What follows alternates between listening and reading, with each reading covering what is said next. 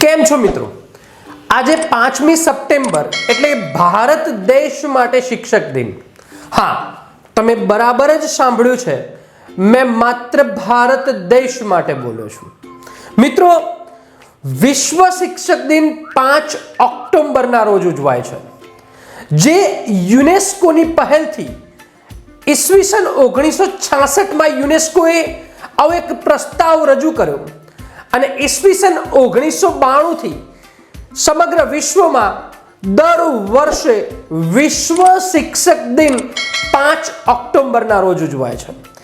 મિત્રો, ભારતમાં હજી પણ કેટલાય શિક્ષકોને પૂછવામાં આવે તો શિક્ષણ દિન અને શિક્ષક દિન માટે ગેરસમજ છે.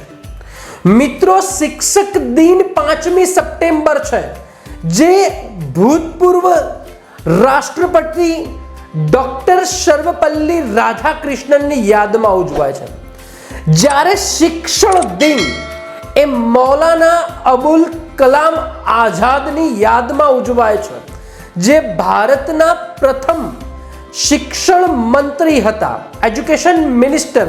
અને ભારતમાં શિક્ષણ દિન 11 નવેમ્બરના રોજ ઉજવાય છે. એટલે કે મિત્રો, આપ જો શિક્ષક હોવ તો બાળકોને આ 3 તારીખ જરા સમજાવજો. વિશ્વ શિક્ષક દિન 5 ઓક્ટોબર, ભારતમાં શિક્ષક દિન 5 સપ્ટેમ્બર, ભારતમાં શિક્ષણ દિન 11 નવેમ્બર, ભારતમાં શિક્ષક દિન ડોક્ટર સર્વપલ્લી રાધાકૃષ્ણનની યાદમાં, ભારતમાં શિક્ષણ દિન ડોક્ટર અબુલ કલામ આઝાદની યાદમાં. હવે મિત્રો, શિક્ષક દિનની શરૂઆત ભારતમાં કેવી રીતના થઈ એની થોડીક ચર્ચા કરી લઈએ.